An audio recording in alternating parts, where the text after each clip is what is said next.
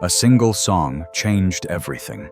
In a dimly lit café on the corner of 5th and Madison, a man's fingers touched piano keys he hadn't played in 15 years. The melody that emerged wasn't just music. It was a prayer. It was a confession. It was the sound of a heart that had stopped beating the day he walked away from everything he loved. Darius Cole didn't know that across the room, standing frozen in the doorway, was the woman who had haunted every note he'd ever played. Eleanor Price. Now, judge.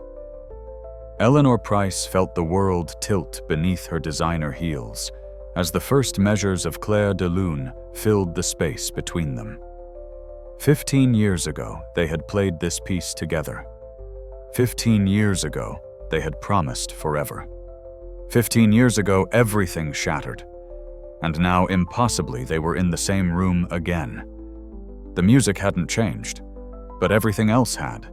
How did a Juilliard prodigy end up homeless playing in a café that barely survived month to month? How did the woman he loved become the judge who could barely recognize the man he'd become? And what happens when one song forces them to face everything they'd spent 15 years trying to forget? This is a story about music memory and the moment when the past refuses to stay buried. The morning always started the same way. 6 a.m. at the Harbor Street shelter, Darius would wake to the sound of 50 other people beginning their day.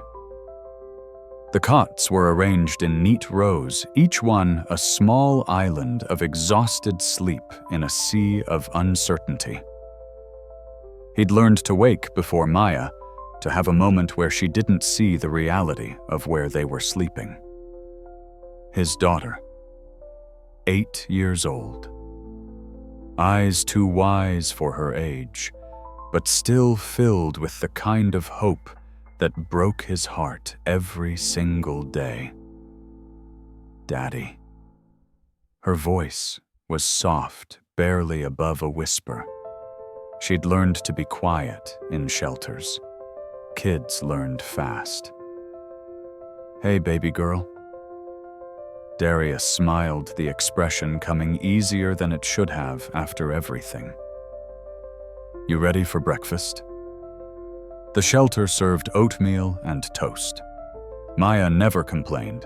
She never asked why they didn't have a home. She never asked why other kids had backpacks full of school supplies while she had a single notebook and 2 pencils that Darius sharpened down to nubs before buying new ones. She just smiled and ate her oatmeal and trusted that her father was doing everything he could. And he was. God knows he was. After breakfast, they walked. Maya went to the public school 3 blocks from the shelter. Darius walked her there every morning, his hand holding hers, both of them, ignoring the looks from other parents who pulled their children a little closer when they passed. I love you, Maya, he said at the school gates, the same words every morning. I love you too, Daddy. She hugged him, her small arms fierce around his waist. Are you working at the cafe today? Yeah, baby. I'll be there when you get out of school. She nodded and ran toward her classroom, her worn shoes slapping against the pavement. Darius watched until she disappeared inside, then turned toward downtown. The Riverside Cafe sat on a corner that had seen better days. The paint was peeling. The sign flickered. But inside it was warm. And more importantly, the owner, Ruth Morrison, had given him a chance when no one else would. Morning, Darius. Ruth was already behind the counter, her gray hair pulled back in a practical bun, her eyes sharp but kind. You're early. Thought I'd get a head start on the dishes from last night. He moved toward the back, toward the kitchen, where towers of plates and cups waited. Ruth nodded. She didn't do charity. She did fair exchange. Darius worked, she paid. It wasn't much, but it was honest. And after everything, honest work was something he could hold on to. The morning rush came and went. Coffee and bagels for the early commuters. Lunch sandwiches for the construction workers from the site down the block. Darius washed dishes, bussed tables, took out trash. His hands, once trained for concert halls and conservatories, now smelled like dish soap and bleach. But in the corner of the café, against the far wall, there was a piano.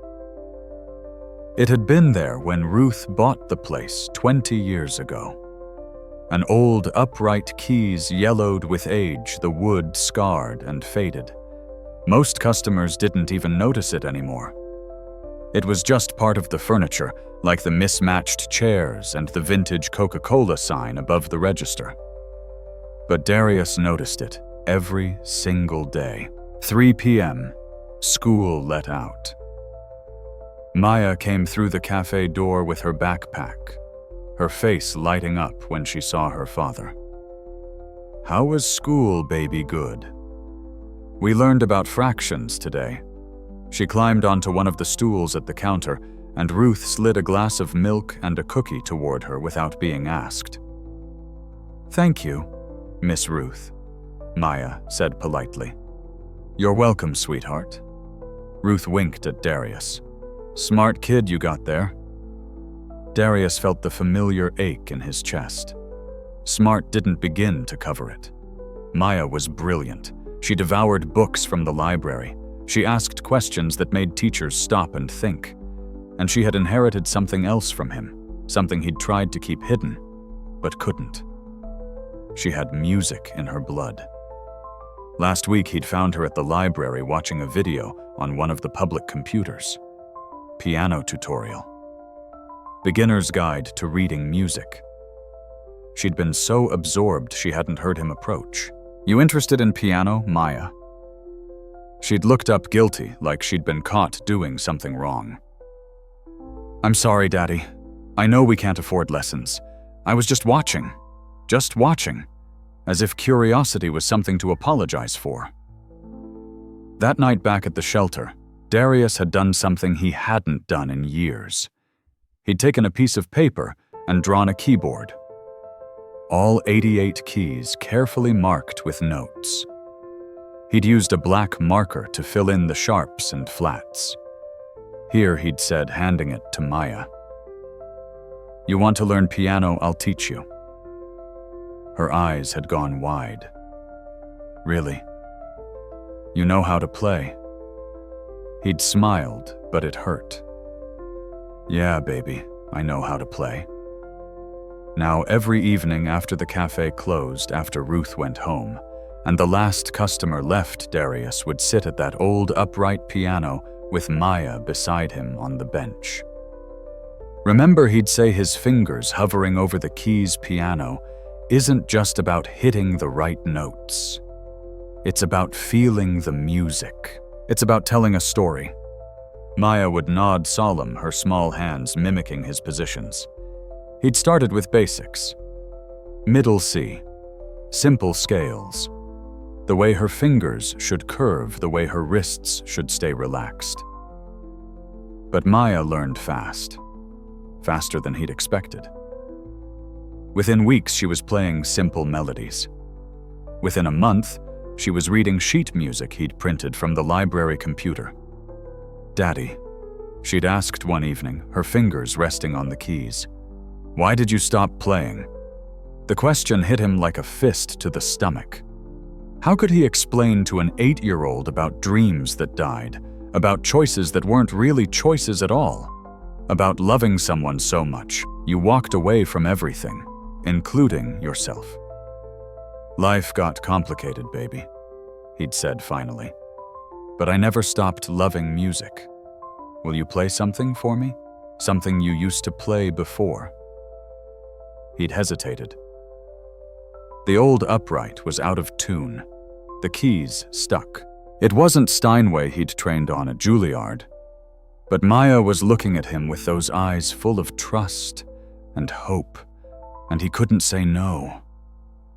His fingers found the keys. And without thinking, without planning, he began to play Clair de Lune. The muscle memory was still there. 15 years might have passed, but his hands remembered. The opening measures soft and gentle, like moonlight on water. The building progression, the way Debussy had captured something ethereal and made it tangible.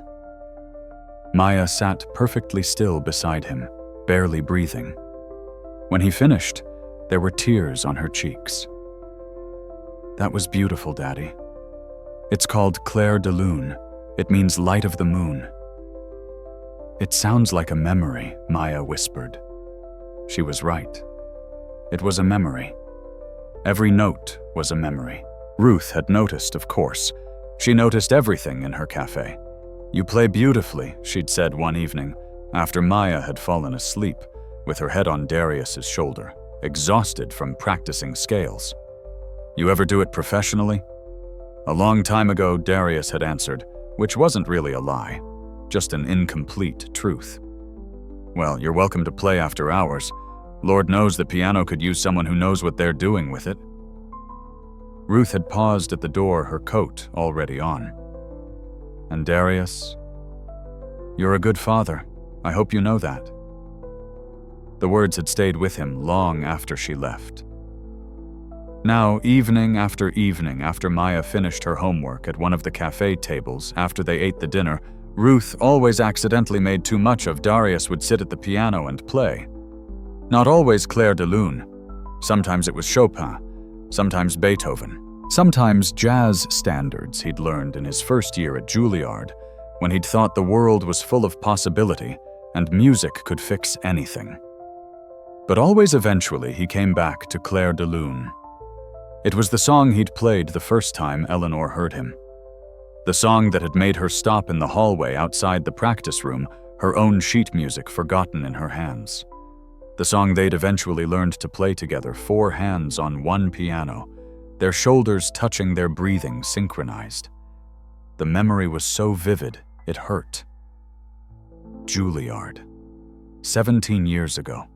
He'd been 21, a scholarship student, who practiced until his fingers bled. Who knew that this was his one chance to escape the poverty he'd grown up in? Eleanor had been 20, a trust fund kid from Connecticut who played like an angel and smiled like sunlight. They shouldn't have worked. Different worlds, different backgrounds. But music didn't care about any of that. "You play like you're angry at the piano," she'd said the first time they'd talked, standing outside the practice rooms, both of them exhausted from hours of rehearsal. "I play like I need it to work," he'd replied. She'd studied him with those sharp green eyes. "What if you played like you loved it instead?"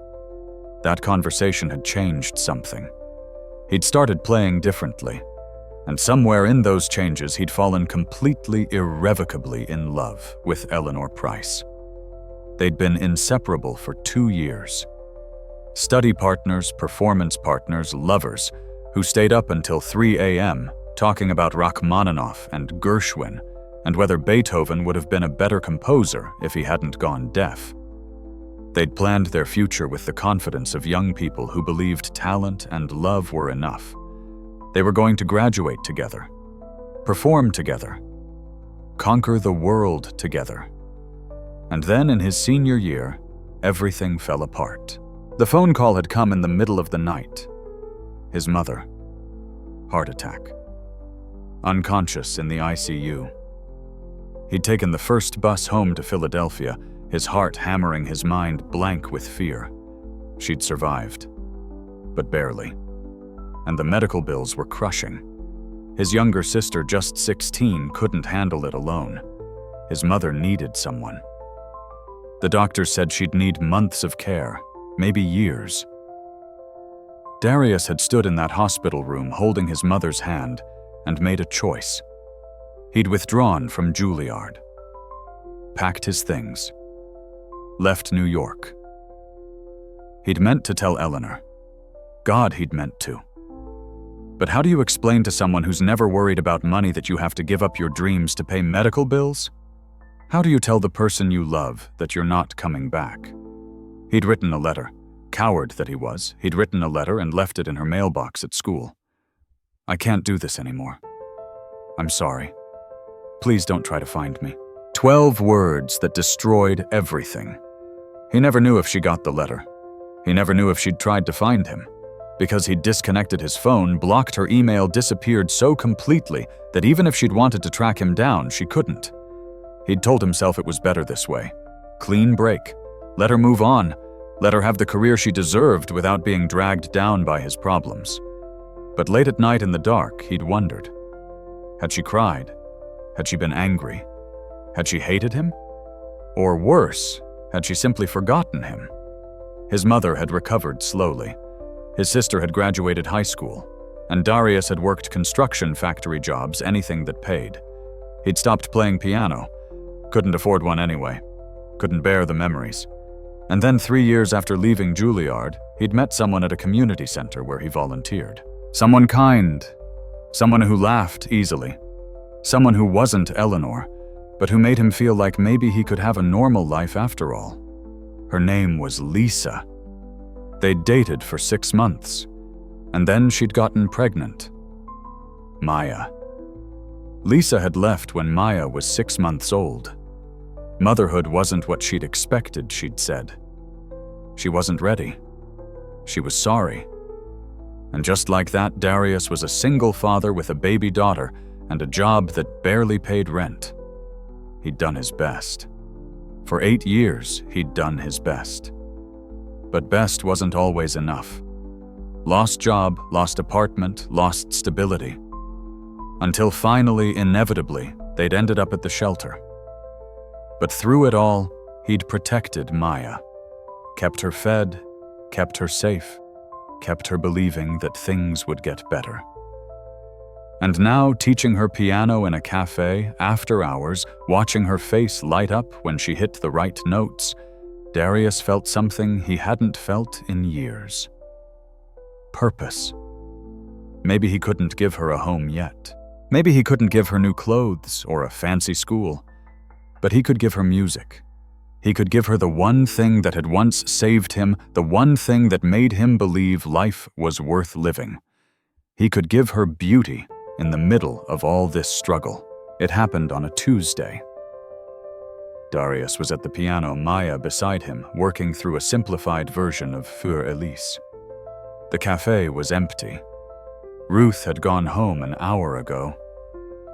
The streetlights outside cast long shadows through the windows. The bell above the door chimed. "Sorry," Darius called out without looking up. "We're closed." Silence. Then footsteps. Expensive shoes on old linoleum. The kind of footsteps that didn't belong in a neighborhood cafe. "I know," a voice said.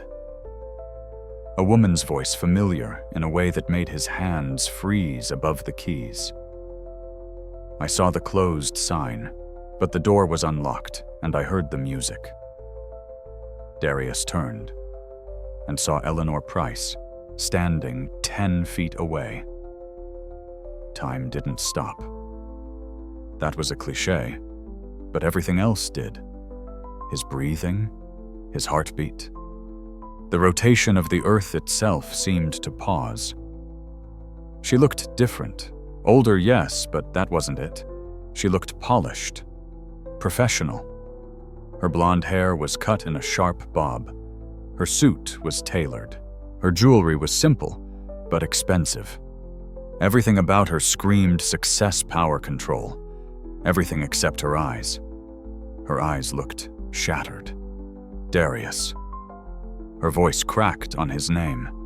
He couldn't speak. His throat had closed. His mind was blank except for one thought repeating endlessly. "She's here. Eleanor is here." "Daddy." Maya's small voice broke the spell. "Who's that lady?" Eleanor's gaze shifted to Maya, and something flickered across her face. Confusion. Recognition of the child's features. The dawning realization that Darius had a daughter. Eleanor started, then stopped. Her composure, so perfect a moment ago, was crumbling. "I'm sorry. I shouldn't have come in. I heard the music. And I thought..." She didn't finish the sentence. Didn't need to. She'd thought he was someone else. Or maybe she'd known exactly who he was. Maybe that's why she'd pushed open the door of a closed cafe in a neighborhood she had no reason to be in. Eleanor. He finally found his voice. It came out rougher than he intended. "What are you doing here? I could ask you the same thing." Her professional mask was sliding back into place, but he could see the effort it took. Darius Cole. It's been, 15 years? 17. The number came automatically. He'd kept count even when he'd tried not to.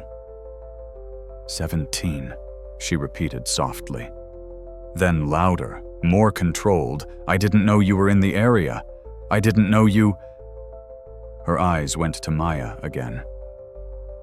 "I didn't know about her. This is Maya, my daughter." He put his hand on Maya's shoulder, a protective gesture. "Maya, this is Miss Eleanor. We used to know each other, a long time ago." Maya looked between them, her child's intuition picking up on the tension, even if she didn't understand it. "Nice to meet you, Miss Eleanor. Nice to meet you too, sweetheart." Eleanor's smile was genuine but fragile. "You play beautifully. I could hear you from outside. Daddy's teaching me." Pride filled Maya's voice. "He's the best teacher in the whole world." Something passed over Eleanor's face. Pain. Regret. Recognition. She looked at Darius, really looked at him, and he watched her take in details she'd missed in her initial shock.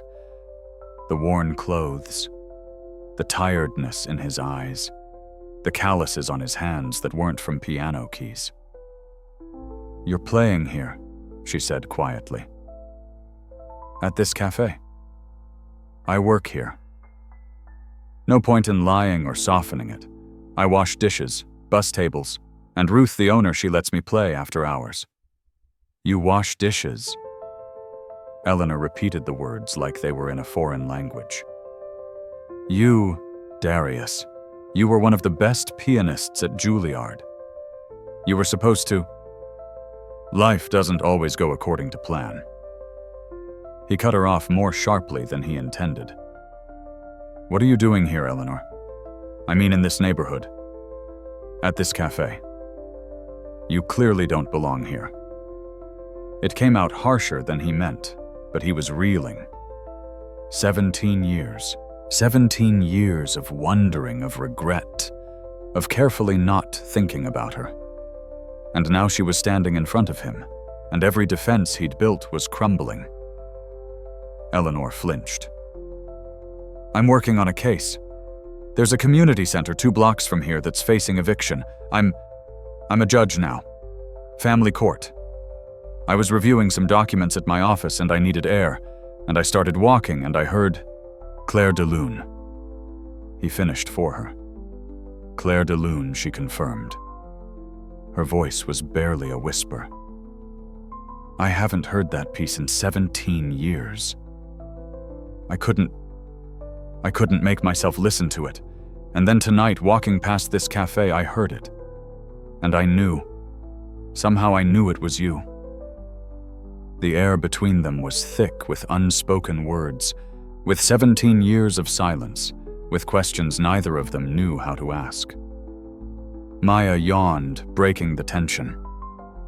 "Daddy, I'm tired." "Yeah, baby, we should go." He stood grateful for the excuse to move to break the paralysis that had gripped him. "It's late." Go where Eleanor's question was soft, but it hit like a hammer. Darius didn't answer immediately. He helped Maya pack up her backpack, moving slowly, buying time. But Eleanor was smart. She'd always been smart. And he watched the realization dawn on her face as she took in more details. The way Maya's clothes were clean but worn multiple times. The way Darius's shoes were held together with duct tape. The way they were leaving but had no car keys, no mention of driving home. Darius. Eleanor's voice had changed, filled with something like horror. "Where are you living? That's not your concern." He took Maya's hand. "The hell it isn't!" Fire flashed in her eyes, the first real emotion breaking through her composure. "Are you telling me you're homeless? You and your daughter are homeless? We're fine." He moved toward the door. He needed to get out, needed to get Maya away from this conversation. But Eleanor stepped into his path. "No, don't you dare walk away from me again. Not this time." The words hung in the air. Walk away again. As if he'd had a choice the first time. As if leaving her had been easy. "You don't know anything about my life." His voice was low controlled, but the anger was there simmering. "You don't get to show up after 17 years and judge me. I'm not judging you." Her composure was completely gone now. "I'm trying to understand. You disappeared, Darius.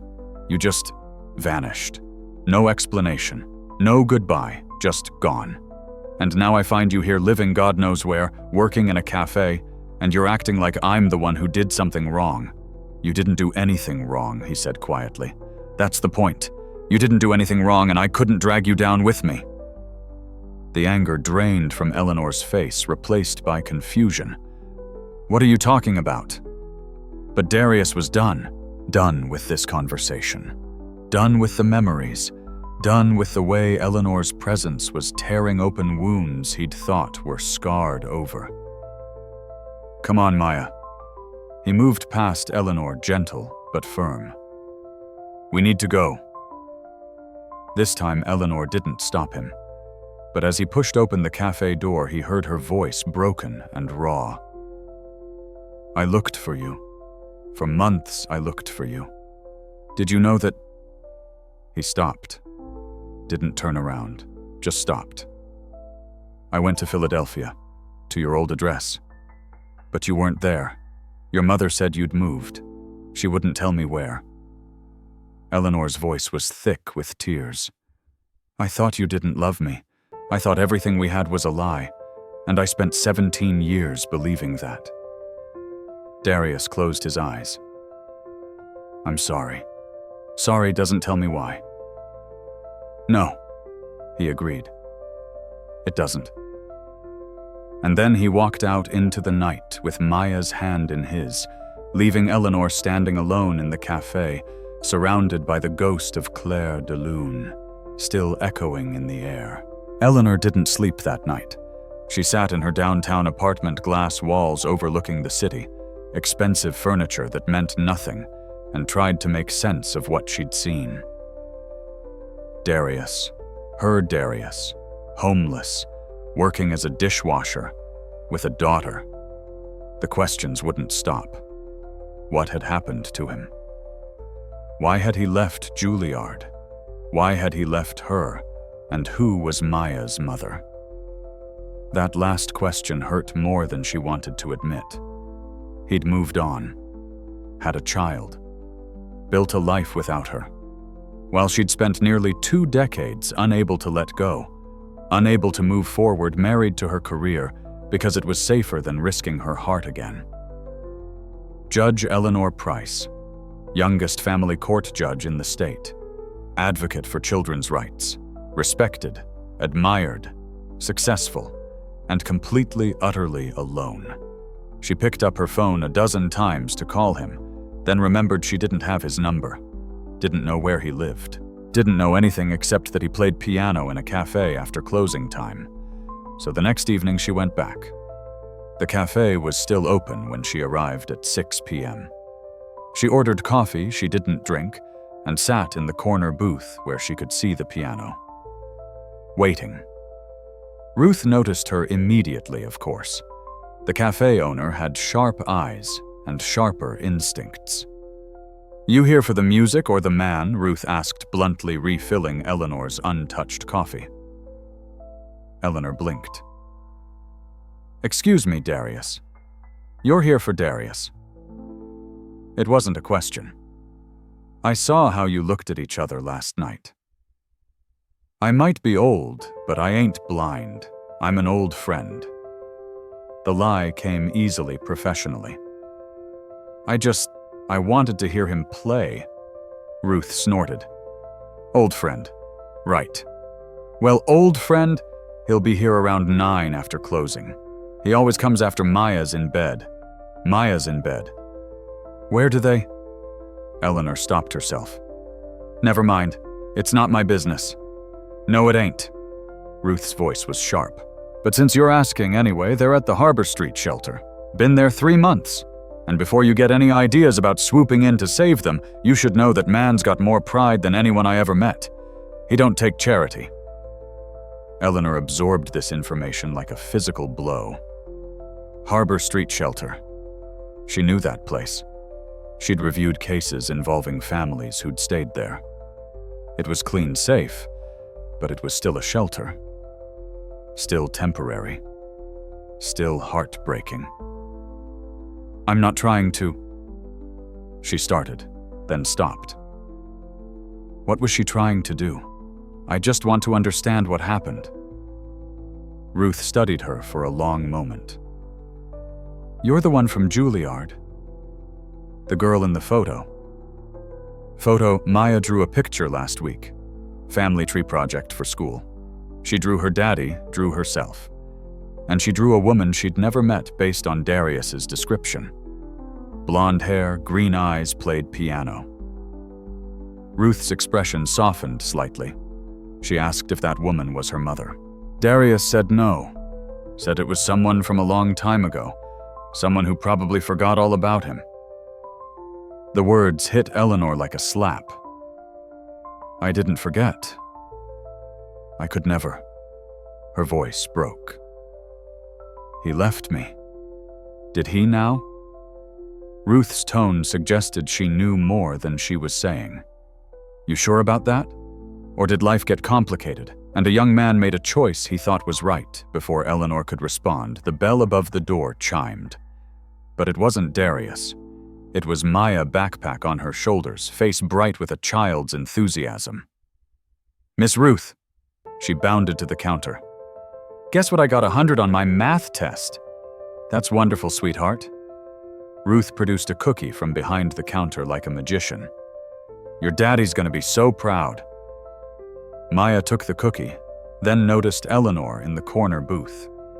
Her expression shifted curiosity mixed with the shyness kids got around unfamiliar adults. Hi, Miss Eleanor. Are you back to hear Daddy play again? Eleanor's throat tightened. Yes. I hope that's okay. It's okay with me. Maya climbed onto the stool at the counter, swinging her legs. Daddy plays really pretty. He says music is like telling stories without words. He told me that too, a long time ago. Eleanor found herself smiling, despite the ache in her chest. What's your favorite piece that he plays, Clair de Lune? Maya's pronunciation was careful practiced. It sounds like nighttime and stars and being safe. Daddy says it's about someone he used to know. The floor seemed to tilt beneath Eleanor's feet. Did he tell you about this person? Maya shook her head. Not really, but sometimes when he plays, he looks really sad. And I think maybe the song makes him remember happy things that aren't there anymore, out of the mouths of babes. This 8-year-old had just summed up 17 years of regret in a single sentence. Eleanor wanted to talk more, to ask questions, to understand. But the cafe door opened again, and this time, it was Darius. He froze when he saw her. Then his eyes went to Maya, and his expression shifted to something protective, almost afraid. Maya, baby, why don't you go in the back and start your homework? His voice was gentle but firm. But Daddy, please, sweetheart. Maya recognized the tone. She grabbed her backpack and cookie and headed to the back room, but not before giving Eleanor one more curious look. Once she was gone, Darius turned to Eleanor. You need to stop coming here. No. The word came out stronger than Eleanor felt. I need to understand. You owe me that much. I don't owe you anything. but his voice lacked conviction. "Yes, you do." She stood crossed the space between them. "You owe me an explanation. You owe me the truth. You owe me 17 years worth of answers, Darius." He looked at Ruth, who raised her hands in surrender. "Don't look at me. I'm staying out of it. But you two better figure this out because all this tension is giving me a headache." She grabbed her coat. "I'm closing early. You got an hour before I lock up." And with that, she walked out, leaving them alone. Silence stretched between them. Then Darius moved to the piano, sat down, but didn't play. Just stared at the keys. Eleanor sat beside him on the bench, close enough to touch, close enough to feel the warmth radiating from him, close enough to remember every moment they'd shared on benches just like this one 17 years ago. "Tell me," she whispered. "Please." And finally, the wall broke. "My mother had a heart attack." His voice was flat, emotionless. The tone of someone who'd told themselves this story so many times, it had stopped feeling real. Middle of my senior year. I got the call at 2 a.m. She was in the ICU in Philadelphia. They didn't know if she'd make it. Eleanor's breath caught. "Darius."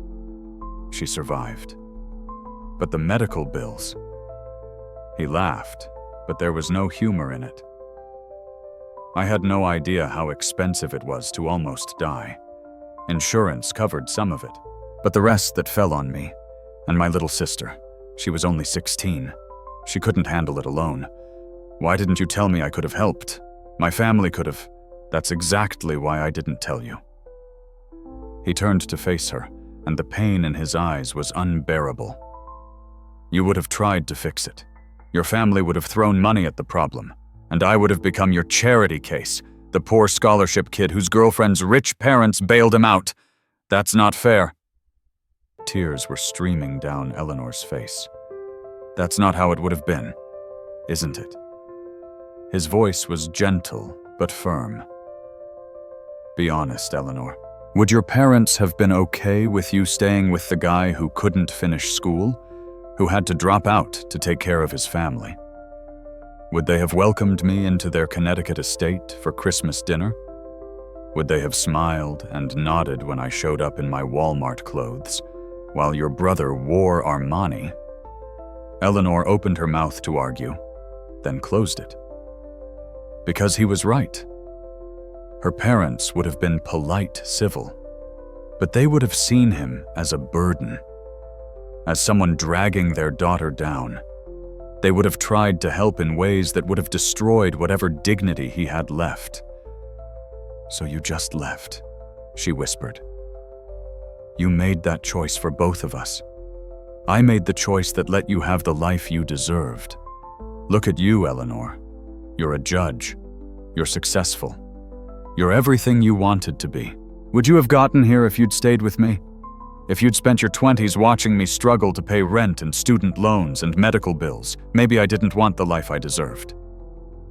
Her voice broke. "Maybe I wanted the life I chose. With you." Darius closed his eyes. "You can't mean that. Why not?" "Because I'm a judge now, because I have money and status. None of that means anything, Darius. I spent 17 years achieving everything I thought I wanted, and you know what I realized tonight when I saw you? All of it is empty. All of it is meaningless without—" She couldn't finish. Couldn't say it. After 17 years, the words were too big, too heavy. But Darius heard them anyway. He always had been able to read her. "Don't," he said softly. "Don't do that to yourself. You have a good life. Don't let me ruin that too. You haven't ruined anything." She took his hands, rough and calloused, so different from the smooth pianist's hands, she remembered. "You made a sacrifice. You chose your family. That doesn't make you a failure, Darius. That makes you a good man. It makes you the man I fell in love with." The present tense hung between them. Fell. Not fallen. as if the love was still happening, still present. Darius pulled his hands away. "You don't know me anymore. I'm not the person you remember. Then let me know you now." She was begging, and she didn't care. "Let me understand. Let me be part of your life again. My life." He gestured around the empty café. "This is my life, Eleanor. A shelter. A minimum wage job.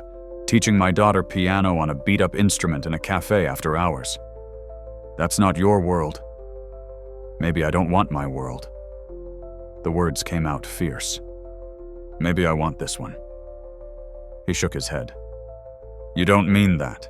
Give it a week, you'll realize how crazy that sounds. Try me." They stared at each other. Years of hurt and longing compressed into a single moment. Then Darius's shoulders slumped, the fight going out of him. "What do you want from me, Eleanor? The truth. All of it. Not just about your mother. About everything. About why you didn't try to contact me after. About Maya's mother. About how you ended up here." She took a breath. "About whether any part of you still feels what I feel." For a long moment he didn't answer. Then slowly, he began to play. Clair de Lune, their song. And as the first notes filled the café, he started to talk. "After I left Juilliard, I worked construction, factory jobs, whatever I could find. I sent money to my mom, helped my sister get through school. I didn't date, didn't go out, just worked, and tried not to think about what I'd lost." His fingers moved over the keys, the melody weaving through his words.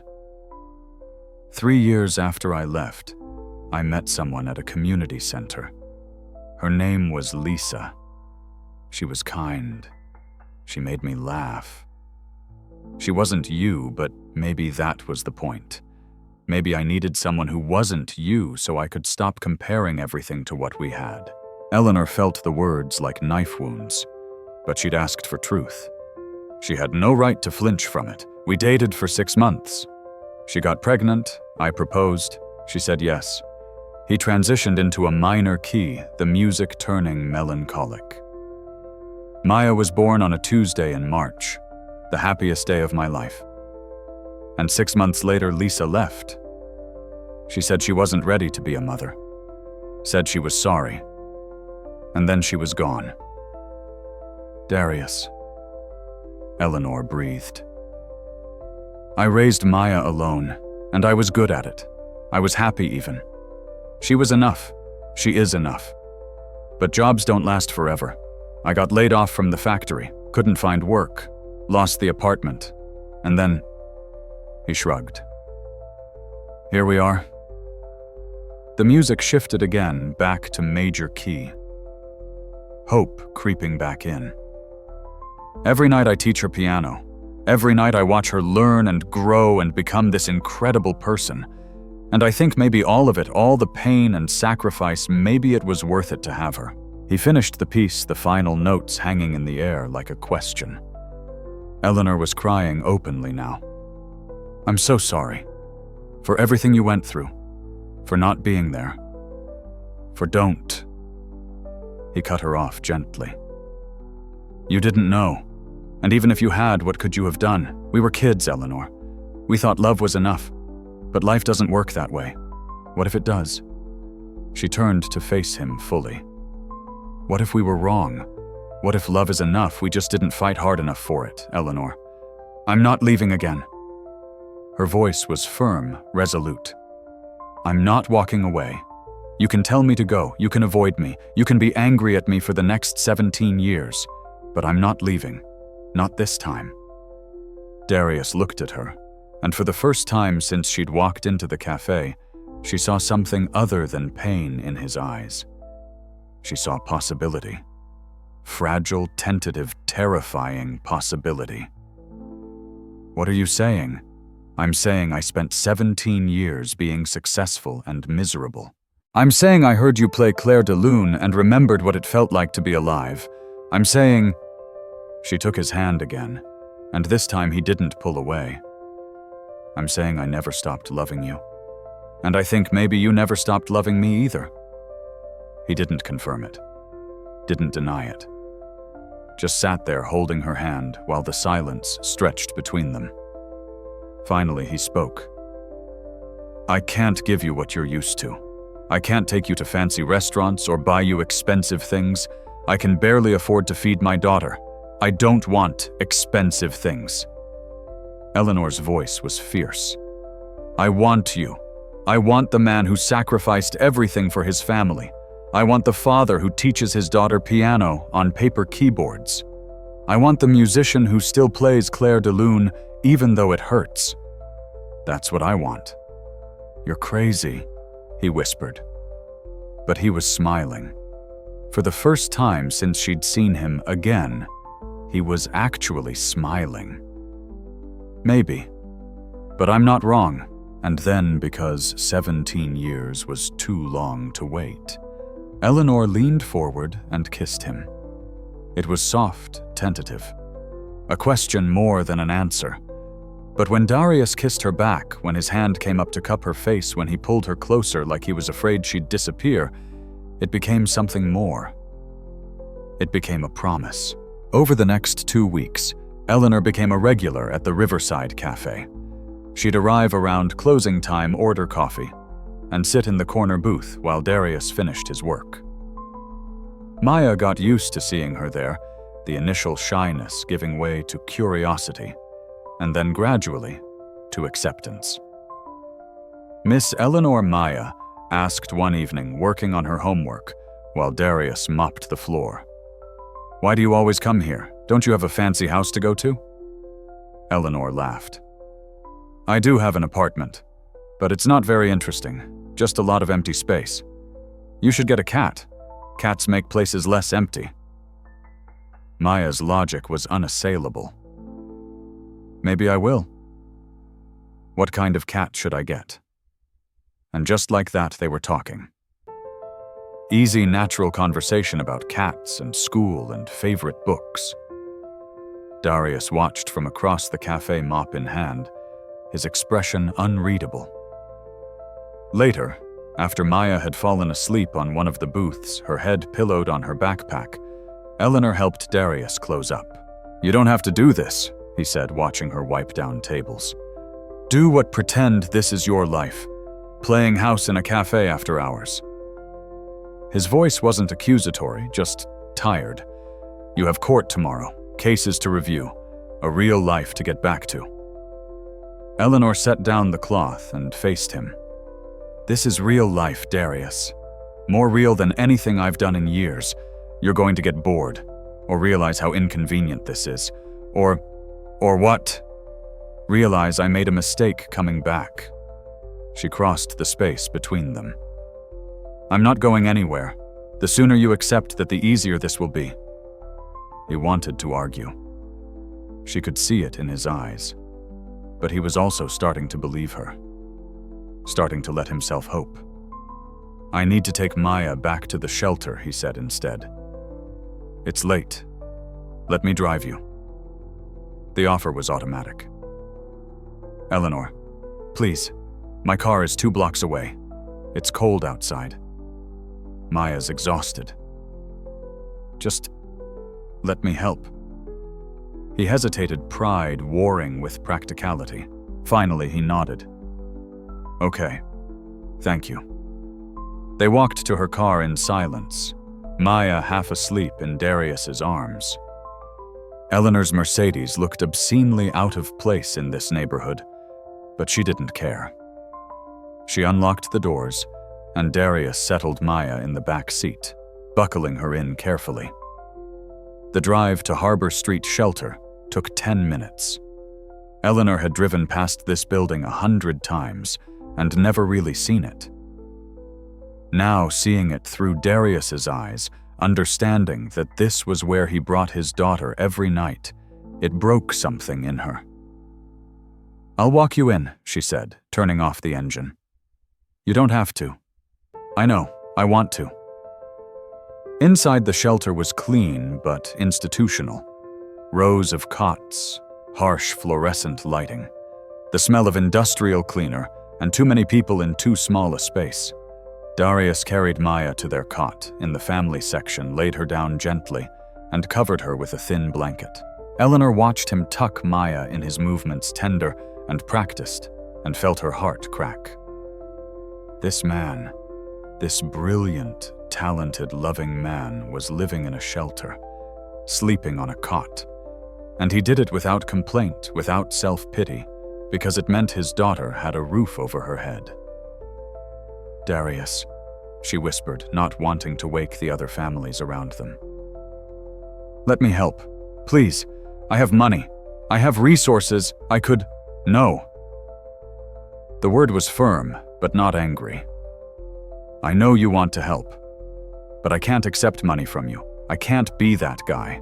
The one who gets rescued by his rich ex-girlfriend. It's not about rescuing you, it's about pride," he smiled sadly. "Yeah, it's about pride. And I know that probably seems stupid to you, but it's all I have left. My dignity, my self-respect. If I lose that, I lose everything." Eleanor understood. Hated it, but understood. What if it's not charity?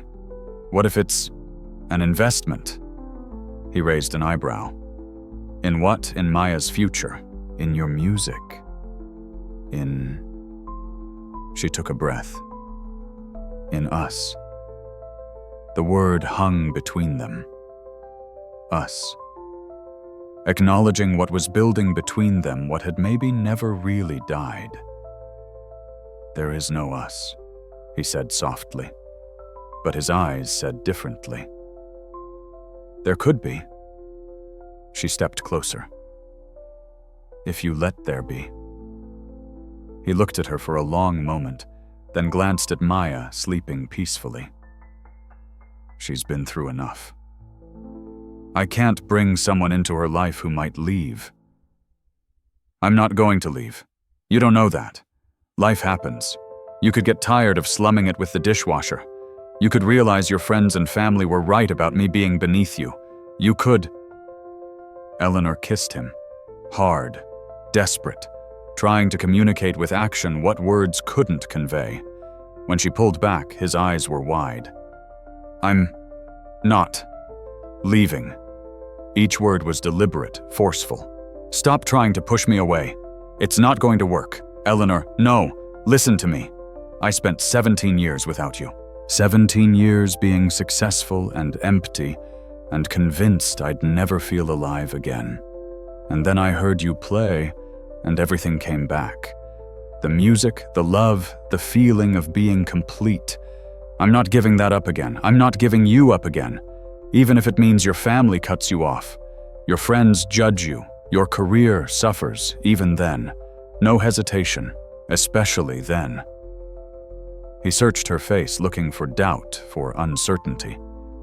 But Eleanor had never been more sure of anything in her life. "You're really not leaving," he said finally. Not a question. A realization. Really not leaving. "Even though I'm a mess, even though I can't give you anything, you give me everything that matters." She took his hand. "You give me you. That's enough. That's more than enough." For the first time since she'd found him again, Darius let himself fully believe her. She could see the moment it happened, the moment his defenses finally crumbled completely. "I don't deserve you," he whispered. "Yeah, you do. You just forgot for a while." They stood there in the dim shelter, surrounded by sleeping families, holding hands like teenagers, while the world outside continued on without them. "What happens now?"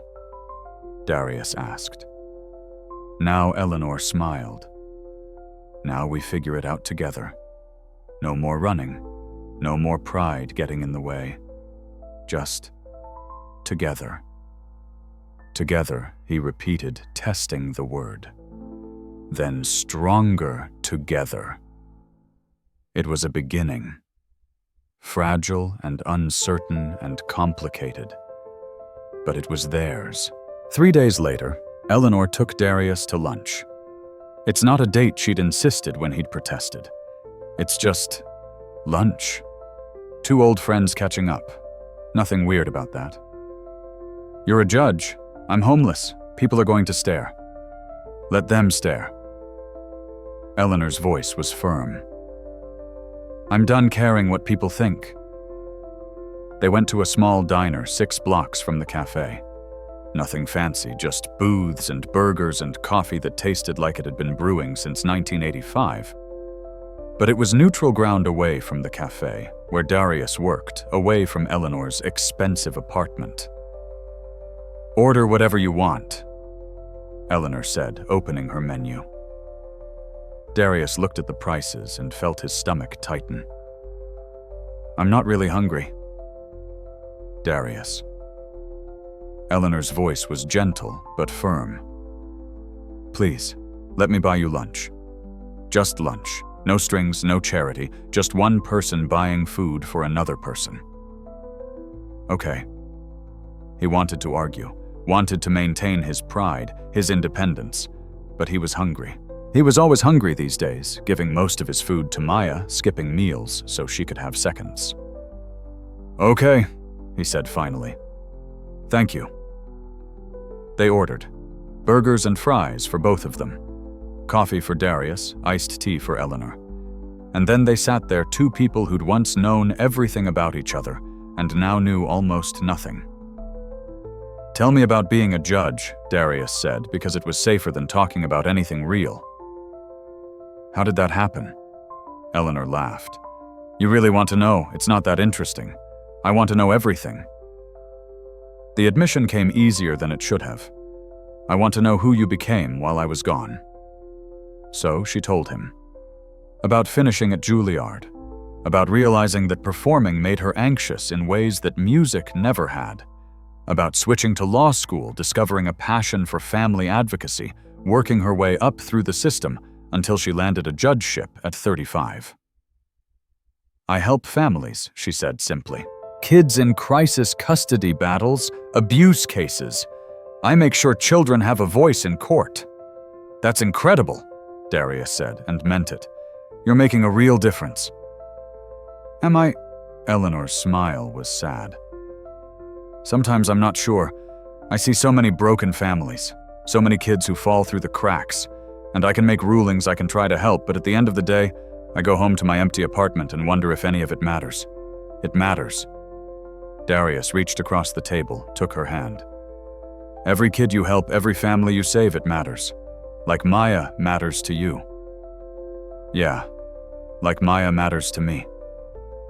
Their food arrived. For a few minutes they ate in comfortable silence. Then Eleanor asked the question she'd been holding back. Why didn't you ever try to contact me after things settled with your mom? After you had Maya? Why not reach out? Darius set down his burger. He'd known this question was coming, because by then it had been years. You'd moved on. You had this whole life, and I had nothing to offer you. What was I supposed to say? Hey, remember me? The guy who broke your heart. Want to grab coffee and talk about how I'm working construction and living paycheck to paycheck? I would have said yes. Eleanor's voice was fierce. I would have dropped everything and said yes. Would you, though? Really? He wasn't being cruel, just honest. Or would you have felt obligated? Would you have pitied me? Eleanor opened her mouth to argue, then closed it. Because she didn't know. She wanted to believe she would have welcomed him back with open arms. But would she have? Or would she have been embarrassed? Uncomfortable, trying to fix him instead of just being with him? I don't know, she admitted finally. I'd like to think I would have. But I don't know. That's why I didn't call. Darius's voice was gentle. It was easier to let you hate me than to risk finding out you didn't really want me back. I never hated you. Tears were forming in Eleanor's eyes. I was angry, I was hurt, but I never hated you. What about now? He squeezed her hand. Now that you know the truth, now that you've seen where I live, what I do you still want this? Still want me? Eleanor didn't hesitate. More than ever. Why? The question was genuine. Why would someone like you want someone like me? Because you're not someone like you, Eleanor said fiercely. You're Darius. You're the man who gave up his dreams to take care of his mother, who raised a daughter alone with grace and love, who teaches her music on a paper keyboard because you can't afford a real one. You're the man who still plays Clair de Lune, even though it breaks your heart every time. She paused, gathering her thoughts. You think being poor makes you less worthy. But you're wrong. You're one of the most worthy people I've ever met. And if you can't see that, then I'll spend every day showing you until you do. Darius's eyes were wet. You're going to make me cry in public. Good. Let people see. Let them know that Judge Eleanor Price cares about someone. Let them know I'm human. They finished their lunch talking about safer things. Maya's progress on piano. Ruth's cranky cat who lived in the café. The weather. Small talk that felt monumental because they were talking at all, because they were together, because after 17 years, they were finding their way back to each other. When the check came, Eleanor paid before Darius could protest.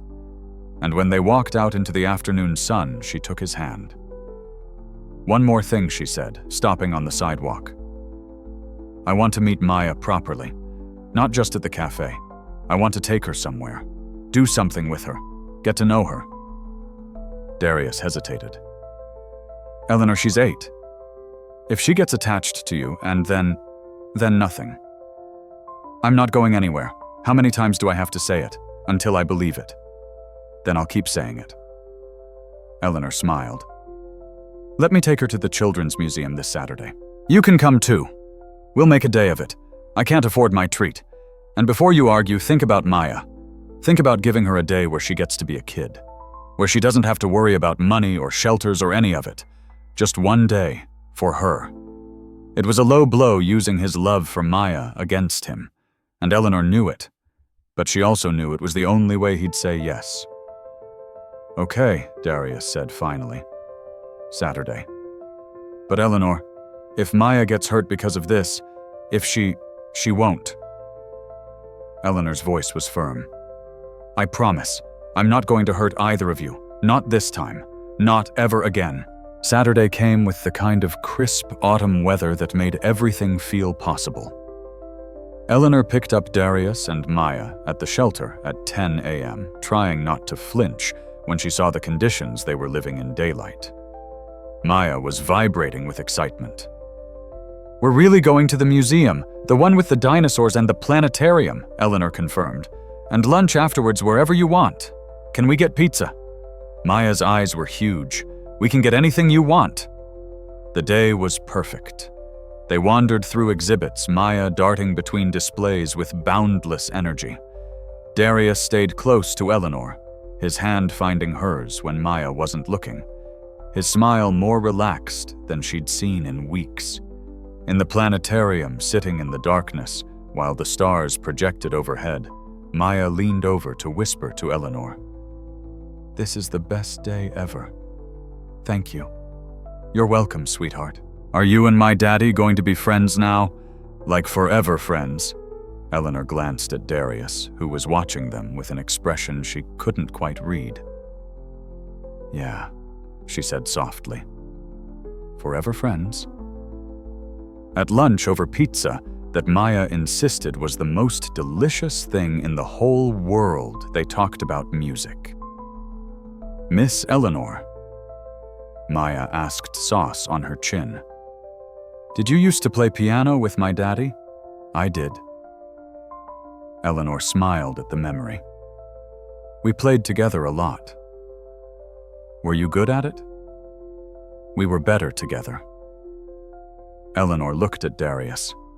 We made beautiful music together. The double meaning wasn't lost on Darius.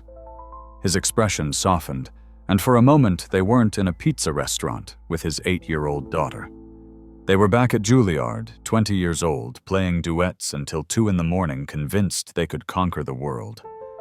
Do you think you could play together again? Maya's question was innocent, hopeful. Maybe at the cafe, maybe. Darius said carefully, if Miss Eleanor has time. I'll make time. Eleanor's voice was firm. I'd love to play with your daddy again. The rest of the day passed in a blur of happiness. The science center, the park, ice cream, despite the cooling weather. By the time Eleanor drove them back to the shelter, Maya was asleep in the back seat, exhausted and happy. Thank you, Darius said softly, not wanting to wake his daughter. She needed this. So did you. He smiled. Yeah, so did I. Eleanor parked, but didn't turn off the engine. Darius. I've been thinking. Dangerous thing for a judge to do. She laughed, despite her nerves. I'm serious. I've been thinking about us, about what we're doing. His smile faded. Don't. Please don't say you're having second thoughts. I'm not. She turned to face him fully. The opposite, actually. I want more. I want us to be official. I want to tell people about you, about Maya. I want Eleanor. His voice was pained. You know we can't do that. Why not? Because I live in a shelter. Because I wash dishes for a living. Because the minute you tell your colleagues and friends about me, they're going to judge you. They're going to say you're slumming. They're going to, I don't care what they say. I do! The words came out louder than he intended. He glanced back at Maya, but she was still asleep. I care because it affects you. It affects your career, your reputation, everything you've worked for. My career and reputation mean nothing without someone to share them with. Eleanor's voice was steady, certain. I've spent 17 years alone. I'm done with that. I want you. Publicly. Officially. I don't care who knows. You should care. You're a judge, Eleanor. People talk. And if they find out you're dating a homeless man with a kid, they're going to, what, think I'm human? Think I care about someone good? Let them think that. Darius shook his head. You don't know what you're saying. Yes, I do. Eleanor's voice turned fierce. And you know. What else I know? I know that you're using your situation as an excuse. You're hiding behind your circumstances because you're scared. Scared of what? Scared of letting me in completely. Scared of believing this could really work. Scared of being happy. She took his hand. I get it, Darius. After everything you've been through, of course you're scared. But you can't let fear make your decisions. He pulled his hand away. This isn't about fear. This is about reality. We come from different worlds, Eleanor. We always have. So what? We make our own world. That's naive. No, that's love. The word hung between them, heavy and terrifying. I love you, Darius. I never stopped. And I think you love me too. So stop fighting this. Stop pushing me away. Just let yourself be happy. For a long moment, he didn't respond. Then quietly, I'm terrified. Of what? Of believing this is real. Of letting Maya get attached to you. Of letting myself hope that maybe, just maybe, we could have a future together. His voice cracked. And then losing it all again. Eleanor's heart broke for him. This man who'd lost so much, who'd sacrificed everything, who was so afraid of losing again that he couldn't let himself have anything. Life doesn't come with guarantees, she said gently. I can't promise nothing will ever go wrong. I can't promise we won't face challenges. But I can promise that I will fight for this. I will fight for you. I will show up every single day and choose us. Why? The question was desperate. Why would you do that? Because 17 years without you taught me what matters. And what matters is this, us, love. Everything else is just noise. She reached for his hand again, and this time he let her take it. So yes, I'm going to tell people about you. I'm going to introduce you as my partner, my boyfriend, whatever word you're comfortable with. And if people judge me, fine, let them judge. But I'm done hiding. I'm done pretending that my career is enough. It's not. You are. Darius looked at her, really looked at her, and she watched the moment he made his decision, the moment he chose to let himself hope. "Okay," he whispered. Okay. Stronger now. Tell people. Introduce me. Just be patient with me. This is all new and scary, and I'm probably going to mess up a lot." Eleanor laughed, relief flooding through her. "I think we're both going to mess up a lot, but we'll figure it out together." "Together?" he echoed. Then, with a small smile, "My girlfriend, the judge. That's going to take some getting used to. Your girlfriend, the judge, who is madly in love with a brilliant pianist who happens to wash dishes." Eleanor leaned forward and kissed him softly. "That better? Much better." In the back seat, Maya stirred. "Daddy, are we home?" Darius and Eleanor pulled apart, both of them, smiling like teenagers caught kissing. "Yeah, baby girl, we're home." He got out and opened the back door, unbuckling Maya and lifting her into his arms. Eleanor watched them, this father and daughter who'd been through so much, and felt certainty settle into her bones. This was right. This was real. This was where she was meant to be. Eleanor's first step was telling her parents. The phone call did not go well. "You're dating who?" Her mother's voice was sharp with disbelief. "Eleanor, please tell me you're joking." "I'm not joking, Mom. His name is Darius Cole. We knew each other at Juilliard. We've reconnected." Reconnected. Her mother made it sound like a crime. "And what does this Darius do?" Eleanor hesitated. "He's between careers right now. He's working at a café while he figures things out." "A café?" Her father's voice came through the speaker flat and disappointed. "Our daughter, the judge, is dating a barista." "He's not a..." Eleanor stopped herself. Getting defensive wouldn't help. "He's a brilliant pianist. And a wonderful father. And I love him." Silence on the other end. Then her mother spoke, her voice cold. "How old is the child?" 8.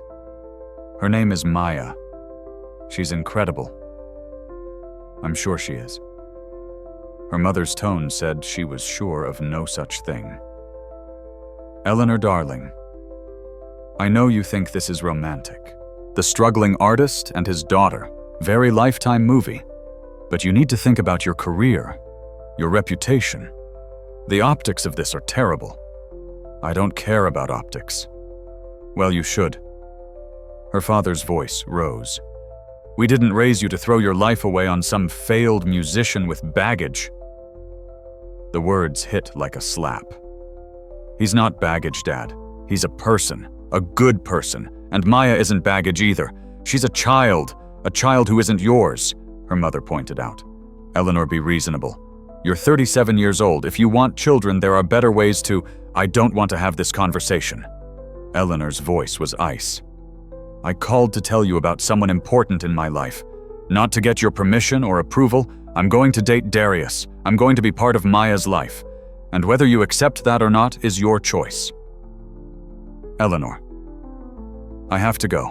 I have court in the morning." She hung up before they could say anything else. Her hands were shaking.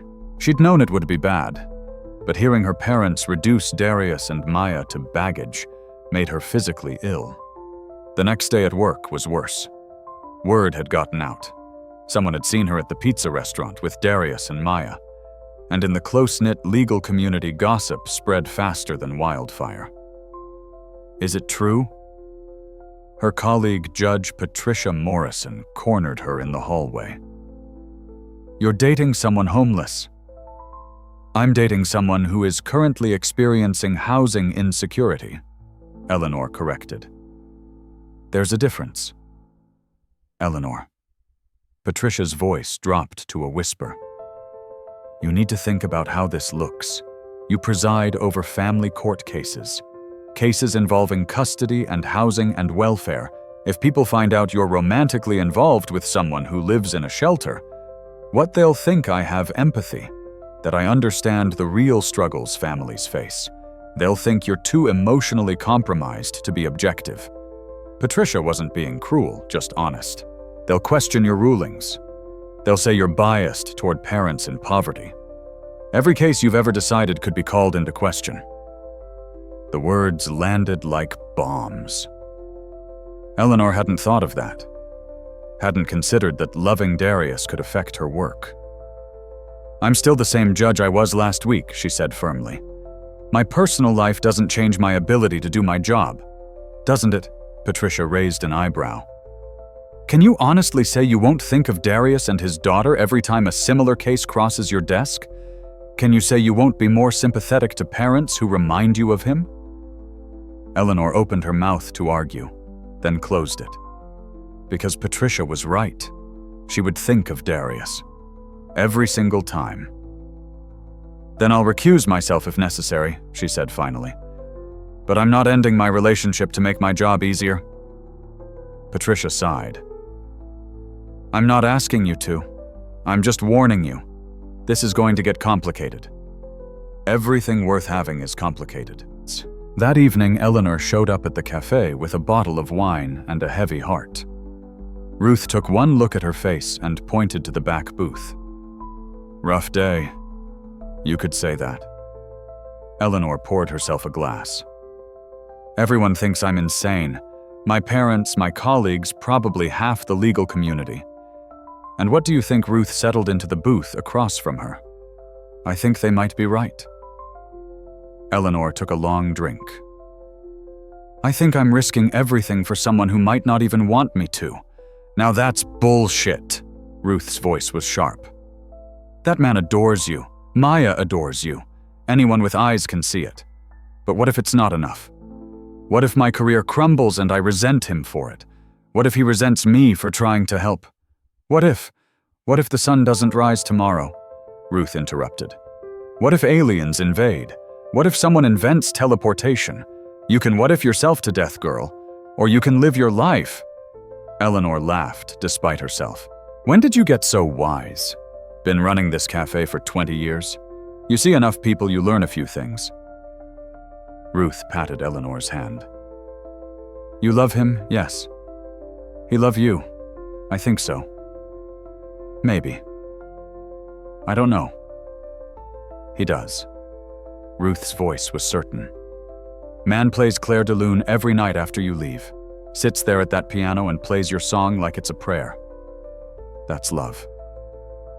Eleanor felt tears prick her eyes. "I want to help them. I want to get them out of that shelter, get Darius a better job, get Maya into a good school, but he won't let me. Of course he won't. He's got pride. Pride doesn't pay bills. No, but it keeps a man's soul intact." Ruth leaned back. "You want to help? Then be patient. Let him figure out how to accept help without feeling like charity. Let him maintain his dignity while you support him. That's love too. How do I do that? You're a smart woman. You'll figure it out." Ruth stood. "Now drink your wine. Darius will be here with Maya in an hour, and you don't want to greet them looking like someone died." Eleanor took Ruth's advice. She was sitting at the piano playing scales to calm her nerves when Darius and Maya arrived. Miss Eleanor Maya ran over backpack bouncing. "You're here early. I missed you guys." Eleanor smiled, and it was true. 3 days without seeing them had felt like 3 years. Maya beamed. Darius looked concerned. "You okay?" he asked softly, reading her expression. "Rough day. Want to play with me?" She gestured to the piano bench. "Like old times?" Understanding flickered in his eyes. "Yeah, I'd like that." They sat side by side, shoulders touching. Eleanor started with a simple melody. Darius joined in his part, weaving through hers, complementing, enhancing. They didn't speak, just played their hands dancing over the keys in conversation their mouths couldn't have. Maya sat in a booth, watching them with wide eyes. After they finished, she said solemnly, You two make really good music together. Yeah, Eleanor said, looking at Darius. We do. Maya's 9th birthday was coming up. Eleanor found out from Ruth, who mentioned it casually while Eleanor was helping close the café. Maya's birthday. When next week? Thursday. Ruth wiped down a table. Don't think Darius is planning anything. They don't have money for parties. Eleanor's mind was already racing. What if we did something? Here at the cafe, nothing fancy, just cake, and you'd have to ask Darius. Ruth's voice was careful. Man's sensitive about his daughter, about accepting help. Right. Okay, I'll talk to him. That night, Eleanor approached the subject carefully. Darius Maya mentioned her birthday is coming up. He stiffened immediately. It is. She'll be 9. I'd like to do something for her, if that's okay with you. Eleanor. Nothing big, she said quickly. Just maybe a cake. We could have it here after the cafe closes. Ruth said it would be okay. And maybe a present. Something small. You don't have to. I know I don't have to. I want to. Please!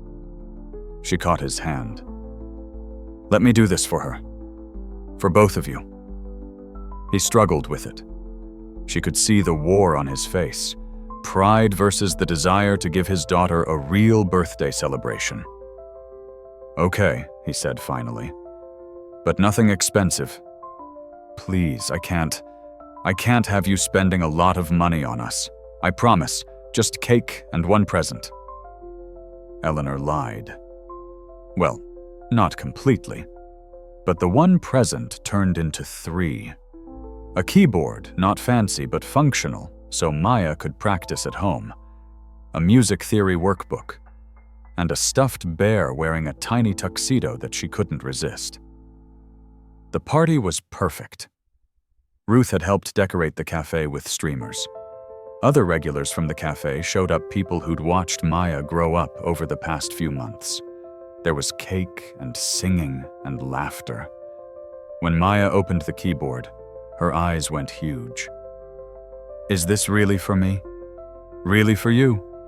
Eleanor confirmed. So you can practice even when you're not at the cafe? Maya looked at her father, uncertainty on her young face. Daddy, is it okay? Darius's jaw was tight, but he nodded. It's okay, baby. Say thank you to Miss Eleanor. Thank you. Maya launched herself at Eleanor, hugging her tight. This is the best birthday ever. You're the best. Over Maya's head. Eleanor met Darius's eyes. He looked torn between gratitude and discomfort, love and pride. She tried to communicate without words. I'm not trying to replace you. I'm just trying to love her too.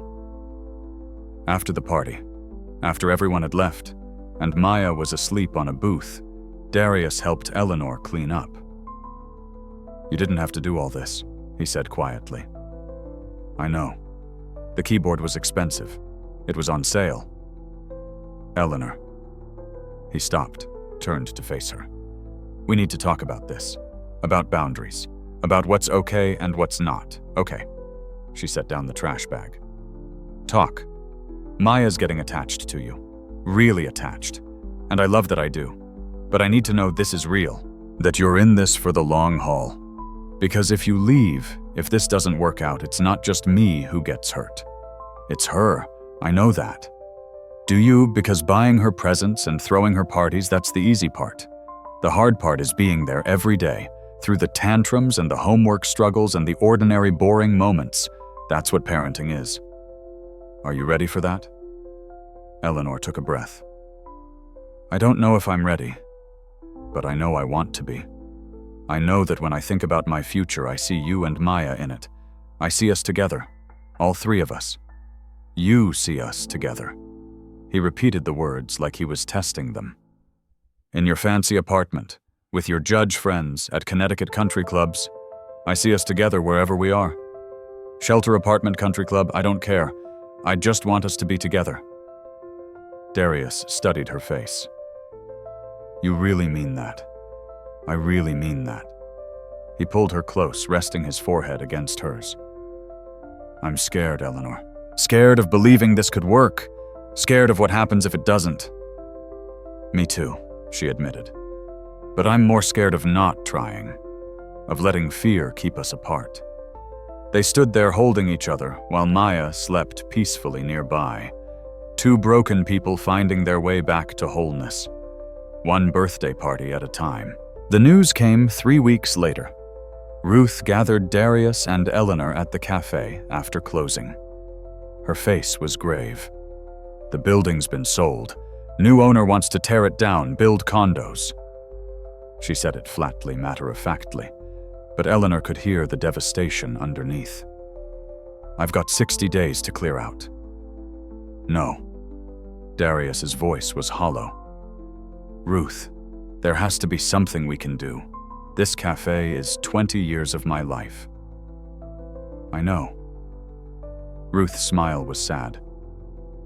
But I'm 68 years old. I'm tired. Maybe it's time to retire anyway. What about the piano? Maya's small voice came from behind them. None of them had realized she was listening. I'll sell it, sweetheart. Someone will give it a good home. Can we buy it? Maya looked at her father with hopeful eyes. Please, Daddy. I don't want someone else to have our piano. Darius's face crumbled. Baby, we can't afford. How much? Eleanor interrupted. Ruth and Darius both turned to her. How much for the piano? Eleanor repeated. Eleanor, no. Darius's voice was firm. Absolutely not. Darius, I said no. He was angry, now truly angry, and it shocked everyone. You can't just throw money at every problem. You can't fix everything by buying stuff. I'm not trying to fix everything. I'm trying to save something that matters to all of us. It's not yours to save. He was shouting now. This isn't your life. This isn't your cafe.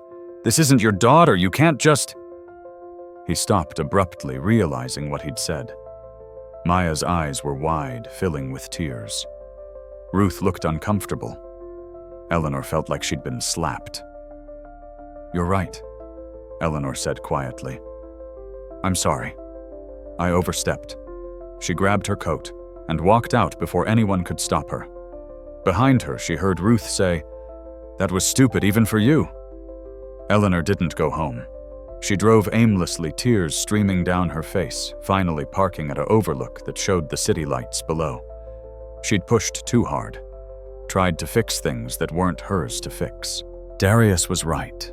Maya wasn't her daughter. The cafe wasn't her responsibility. She was playing at being part of their lives, but she wasn't really. She was still Judge Eleanor Price, slumming it with the homeless man, and his cute kid thinking she could save them with her money and privilege. Except that wasn't true. Was it? She loved them. Genuinely, completely loved them. But maybe love wasn't enough. Maybe Darius would never really let her in. Maybe she'd always be the rich girlfriend trying to help, and he'd always be too proud to accept it. Her phone rang. Darius. She didn't answer.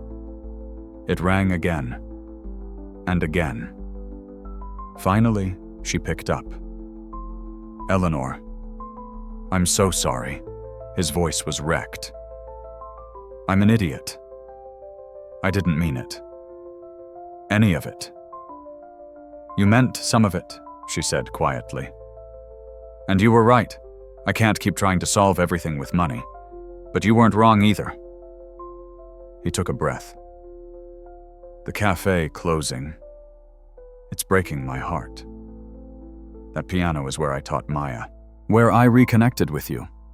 Where I started playing again after years of silence. Losing it feels like losing everything all over again. I know.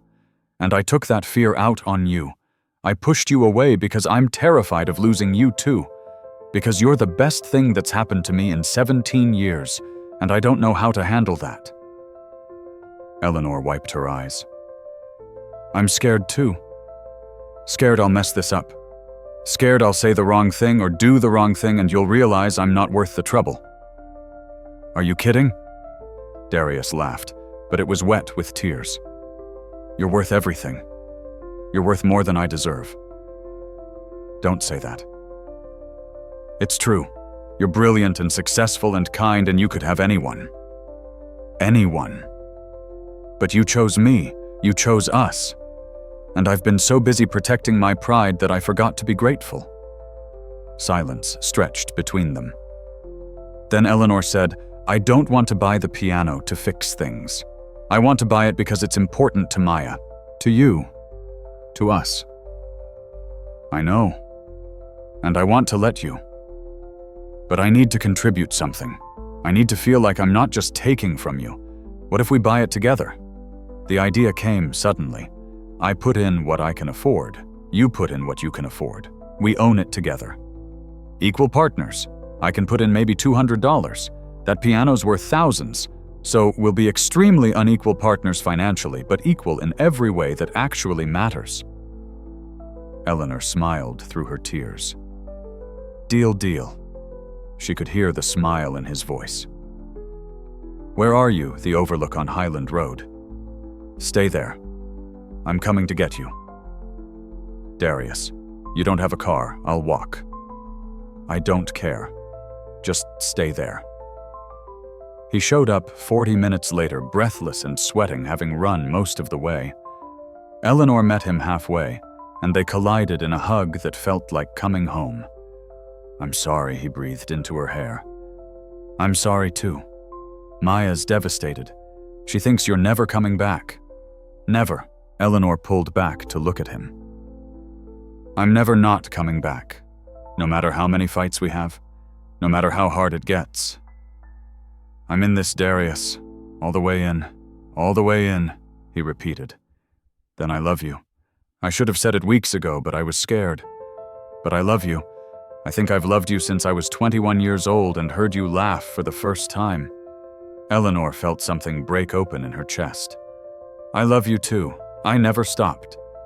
They kissed there on the side of the road, cars passing city lights below, stars above. Two people who'd lost each other finding their way back through music and love and sheer stubborn determination. Come on, Eleanor said, taking his hand. Let's go tell Maya we're buying a piano. The cafe's last night arrived too quickly. Ruth had organized a small gathering. Regulars who'd been coming for years showed up to say goodbye. There was coffee and pastries and the kind of bittersweet nostalgia that comes with endings. But the real event was the music. Darius had agreed to perform. His first real performance in 17 years. Eleanor would join him for a few pieces. And Maya. Brave Maya had volunteered to play something too. The cafe was packed. People stood along the walls, sat on the floor. Someone had hung string lights from the ceiling, giving everything a warm golden glow. Ruth gave a short speech.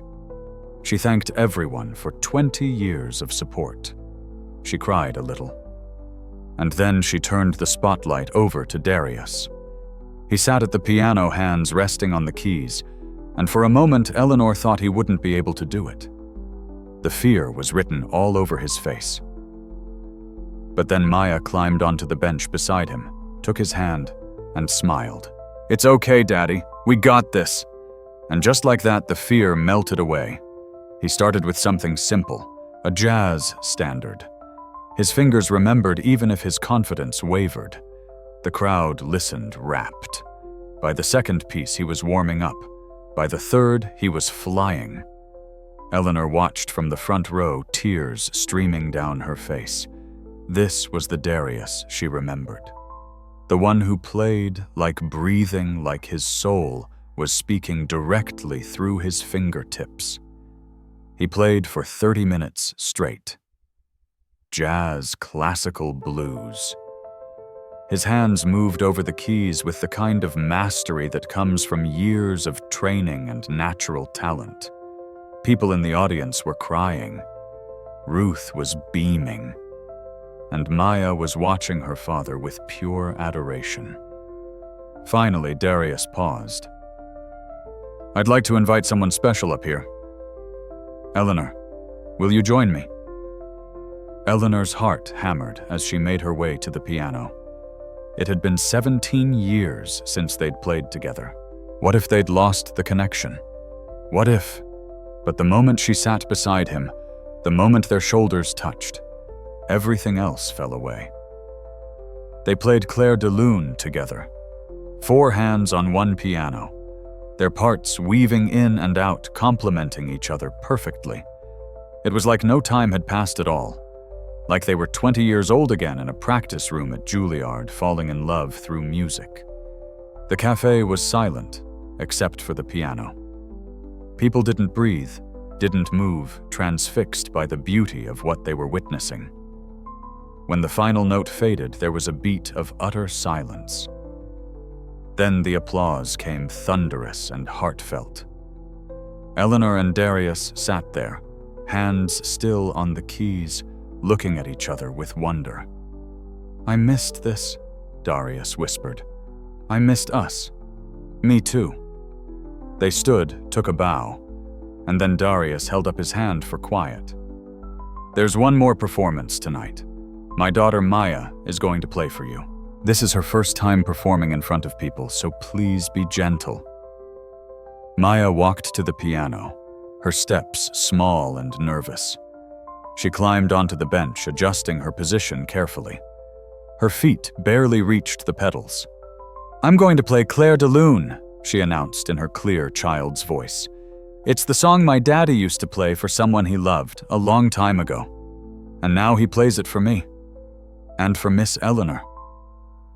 Eleanor's heart shattered and rebuilt itself in a single instant. Maya began to play. She wasn't perfect.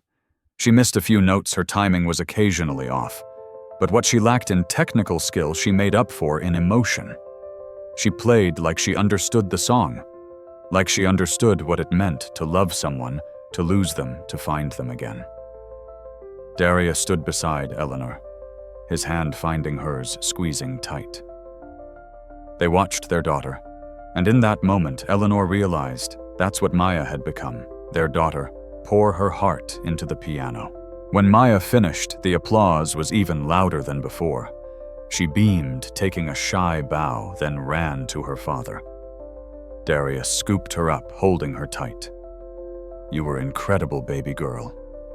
Did I do good? You did perfect." Eleanor joined them, and suddenly they were a unit. 3 people embracing, holding each other, crying happy tears in a café that was about to close forever, but would live on in their memories. Ruth appeared with champagne and sparkling cider. To the Riverside Cafe, to 20 years of coffee and community, and to new beginnings. Everyone raised their glasses. To new beginnings. As the party continued around them, Darius pulled Eleanor aside. "I've been thinking," he said quietly, "about what you said, about us being partners. Yeah, what if it was more than just buying a piano? What if we were actually partners in life, I mean?" Eleanor's breath caught. "Darius, are you? I'm not proposing. Not yet. We've only been back together for a couple months and I don't even have a ring." He smiled. "But I'm saying that's where I want this to go. Eventually. You, me, Maya, a real family. I want that too." Eleanor's voice was thick with emotion, more than anything. "Then, let's do it right. Let's take our time, but let's be intentional. Let's build something together." "Together," Eleanor agreed. "I like the sound of that." They kissed soft and sweet while around them the cafe celebrated and mourned and embraced change. 2 months later, Eleanor stood in front of an empty storefront 3 blocks from the old cafe. "What do you think?" she asked Darius and Maya, who were staring through the window with matching expressions of confusion. "What are we looking at?" Darius asked carefully. "A possibility. Eleanor pulled out a key. The landlord is a friend of mine. He owes me a favor. This space has been empty for 8 months. He's willing to rent it to us for below market value. Us, you, me, Ruth. Anyone else who wants to be involved. Eleanor unlocked the door and pushed it open. I'm thinking a community music school, teaching kids who can't afford private lessons, offering recitals, group classes, maybe some small performances. Darius walked into the empty space, his footsteps echoing. Eleanor, this is crazy. Impractical. Too much. She followed him in. Yeah, probably. But hear me out. You'd be the lead instructor. You'd develop the curriculum, teach the classes. Ruth could run the front desk. Maybe we'd have a small cafe area for parents to wait. We'd charge what people can afford scholarships for those who can't pay anything. And you, I'd help with funding, legal stuff, administration. But this would be yours, Darius. Your school. Your vision. She took his hand. You gave up your dreams 17 years ago to take care of your family. This could be a way to get them back. A different version maybe, but still yours. I don't know if I can do this, he said quietly. I haven't taught professionally. I've been out of the music world for so long. You teach Maya every day. You're incredible at it. Eleanor squeezed his hand. And you wouldn't be alone. We'd do this together. Maya was running around the empty space, her footsteps echoing, her voice bouncing off the walls. Daddy, I could help teach little kids, the really little ones, and we could have concerts, and people could come watch. Darius looked at his daughter, then at Eleanor, then around the empty space. Slowly, his expression shifted from doubt to possibility. A community music school, he repeated. Run by someone who understands what it's like to struggle, who won't turn away kids because they can't afford lessons. Eleanor could see him starting to believe. You could make a real difference, Darius. We could make a difference, he corrected. If we're partners in everything. Everything, Eleanor agreed. They spent the next hour walking through the space, imagining where things could go. Maya pointed out the perfect spot for a performance stage, a raised platform near the window. Ruth, who'd shown up halfway through and been brought up to speed, suggested a small kitchen area for coffee and snacks. We'd need instruments, Darius said, making a mental list. Keyboards at minimum. Maybe a few acoustic pianos. Sheet music theory books. I have connections through the court system. Families donate things all the time. I could make some calls. Eleanor was already planning. And there are grants for arts education. We could apply. We'd need insurance, business licenses, background checks for anyone working with kids. Darius was getting into it now, thinking practically.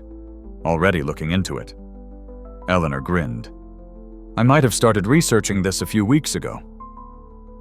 A few weeks, Darius stopped, turned to face her. You've been planning this that long. I've been trying to figure out how to give you back what you lost. This seemed like a way. She shrugged, suddenly self-conscious. If you hate it, we don't have to. He kissed her. Hard. Desperate. Grateful. I don't hate it, he breathed when they pulled apart. I love it. I love you. I love you too. Can we name it something cool? Maya interrupted, oblivious to the moment she'd just broken. Like the Amazing Music School of Awesomeness. Everyone laughed. How about something simpler, Ruth suggested. Something that honors where we started. They all looked at each other. The answer was obvious. Riverside Music School, Darius said. In memory of the café. In honor of new beginnings. Perfect, Eleanor agreed. They stood there in the empty space, 4 people bound together by music and circumstance and love. And for the first time in 17 years, Darius let himself fully believe in the future. 6 months later, the grand opening of Riverside Music School was everything they'd hoped for and more. The space had been transformed. 20 keyboards lined the walls. 3 acoustic pianos sat in the corner. A small cafe area offered coffee and pastries. And the performance stage that Maya had insisted on was draped with curtains she'd helped pick out. 50 people showed up for the opening. Parents with kids, former cafe regulars, members of the community who'd heard about a music school that charged based on what families could afford. Eleanor gave a brief speech about the importance of arts education. Ruth cut the ribbon with oversized scissors while everyone cheered, and then Darius took his place at the main piano. "Welcome to Riverside Music School," he said, his voice carrying across the crowded space. "This place exists because of community, because people believed in second chances, because music has the power to change lives." He paused, finding Eleanor in the crowd. She was standing at the back, trying not to cry. 17 years ago, I walked away from music. I thought I'd lost it forever, but I was wrong. Music never leaves you. It waits. And when you're ready, when you find the right people to share it with, it comes back stronger than ever. He began to play. Not Clair de Lune, though that had been his first instinct.